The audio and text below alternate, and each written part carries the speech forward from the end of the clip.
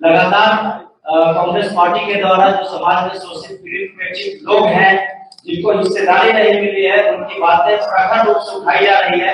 इसी को लेकर यहाँ प्रेस कॉन्फ्रेंस आयोजित की जा रही है। हम आपको बताना चाहते हैं कि खास करके बिहार के अंदर जो अत्यंत पिछड़ी जातियां हैं, जो पिछड़ी जातियां हैं, दलित हैं, उनके साथ किस तरह से भेदभाव हो रहा है। अभी बिहार के अंदर जो कास्ट सेंसस हुआ, उस कास्ट सेंसस में जो डाटा निकल के आया है, आप देखेंगे 36% ईबीसी की आबादी है, लेकिन उनकी हिस्सेदारी की जब आप बात करेंगे तो हिस्सेदारी नगण्य है।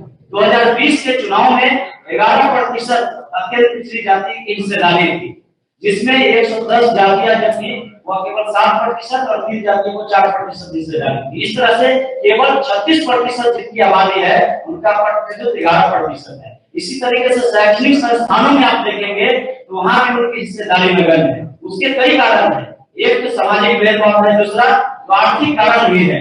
इनके पास में जो कम्युनिटी है, दलित अति पिछड़ा, उनके पास में लैंड प्रॉपर्टी नहीं है। उन कारण से भी वह पलायन करते हैं, दूसरे जगह पे मैट्रिक इंटर करते हैं और दूसरे राज्यों में चले जाते हैं। तो उनका शिक्षा का असर भी होता है और इसका परिणाम होता है कि नौकरियों में उनको अवसर नहीं मिल पाता है।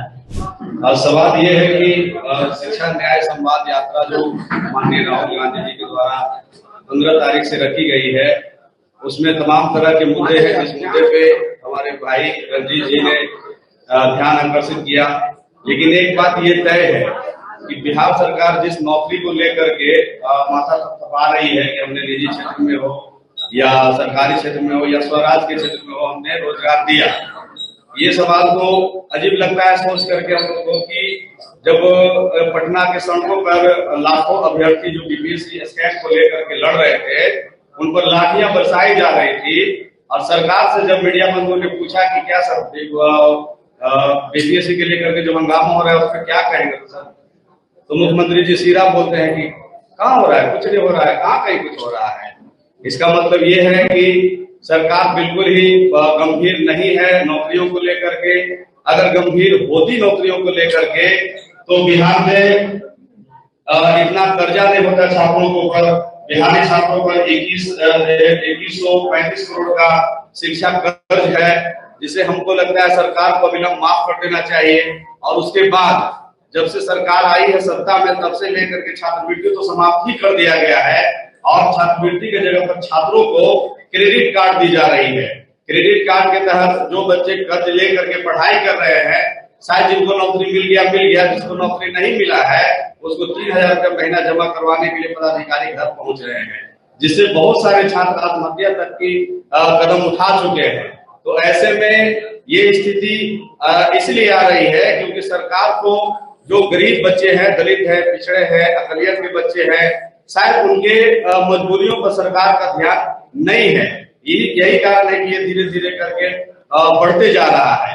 और आप देखिएगा कि जैसे ही नौकरी की आवाज उठती है छात्रों से, वैसे ही मारने पीटने लगता है। मतलब कि पहले था लोकतंत्र में हर आदमी अपनी आवाज को बोलने के लिए कहीं खड़ा होता था तो प्रशासन उसको मदद करती थी, सरकारें उसको सुरक्षा देती थी। लेकिन यहाँ तो है कहीं भी खड़े होकर के अगर आप सरकार से सवाल शुरू करिएगा बोलने के लिए तो तुरंत प्रशासन लाठी चलाना शुरू कर देती है। ऐसे तमाम घटनाएं हैं जो नौकरी को लेकर के चल रही है। अभी हाल ही में 10 दिन पहले टायर 3 को लेकर के जो छात्र सब आंदोलन कर रहे थे, उन पर भी लाठियां चार्ज हुई है। तो ऐसे में हम लोग कहेंगे कि लाठी भांजना बंद करो और बिहार के युवाओं को सुरक्षा मुहैया कराए। साथियों, बहुत ही गंभीर सवाल है ये डबल इंजन की सरकार से। जिस प्रकार से आपको बता दें कि 2018-19 का आप सीएजी रिपोर्ट देखेंगे तो उस रिपोर्ट में ये कहा गया है कि शेड्यूल कास्ट सब प्लान का पैसा जो शेड्यूल कास्ट के लोगों पे उनके डेवलपमेंट, उनके एजुकेशन, उनके हेल्थ पे खर्च होनी चाहिए थी, उस पैसा को ये डबल इंजन की सरकार ने डाइवर्ट करके हाईवे बनाने में, पुल बनाने में, बिजली विभाग को लोन देने में बजाबते उसमें पूरा जिक्र किया गया है कि कहां कहां उन पैसों को खर्च किया गया है। तो हमारी इस सरकार से और ये जो शिक्षा संवाद जो यात्रा चल रहा है, इसमें हम इन मुद्दा को लोगों के बीच में रखेंगे कि हमारे जो हमारे डेवलपमेंट पे खर्चा होना चाहिए था 8800 करोड़ रुपए एक साल का है, और अगर देखें तो ये काफी इसका बड़ी मात्रा में संख्या है। तो 8800 करोड़ रुपया जो शेड्यूल कास्ट सब प्लान का पैसा था उसे डाइवर्ट करके खर्च अलग किया गया है। और ये सरकार कहती है कि हम दलितों के लिए काम कर रहे हैं, हम महादलितों के लिए काम कर रहे हैं। तो ये बड़ा ही गंभीर सवाल है और इन मुद्दों को लेके पूरे बिहार में हमारी पार्टी, हमारे न्याय योद्धा माननीय राहुल गांधी जी, कन्हैया जी और तमाम हमारे पार्टी के नेता लोग जाएंगे और सवाल करेंगे, जनता के बीच में यह बात रखेंगे कि शेड्यूल कास्ट के लोगों को रिजर्वेशन मिलता है तो ये कौन से आपने कैसे ये पैसा को डाइवर्ट करके खर्च कर दिया है। अगर हम सही मायने में कहें तो इस मामले में नीतीश कुमार जी को जेल जाना पड़ेगा, क्योंकि आप शेड्यूल कास्ट सब प्लान के पैसा को डाइवर्ट कर ही नहीं सकते हैं। और इसमें आप देखेंगे कि शेड्यूल कास्ट के बच्चों का पोस्ट मैट्रिक स्कॉलरशिप इसीलिए बंद हो गया। आप पैसा डाइवर्ट करेंगे तो कैसे उनके लिए खर्च होगा, कहां से खर्च होगा।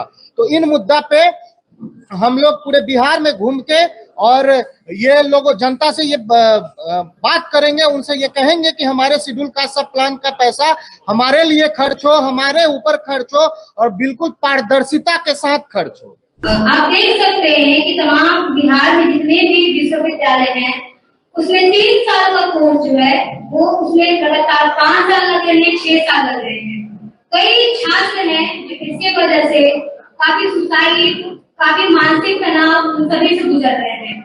हमारा पहला मांग है एक अभ्यर्थी होने के नाते, एक स्टूडेंट होने के नाते कि 3 साल की डिग्री 3 साल में पूरी की जाए। छात्रों की डिग्री तय समय में पूरी की जाए और यह सुनिश्चित सरकार को करनी होगी। बिहार में जितने भी तमाम विश्वविद्यालय हैं उसमें सब शैक्षणिक कैलेंडर लागू किया जाए ताकि जो एग्जाम है या जो भी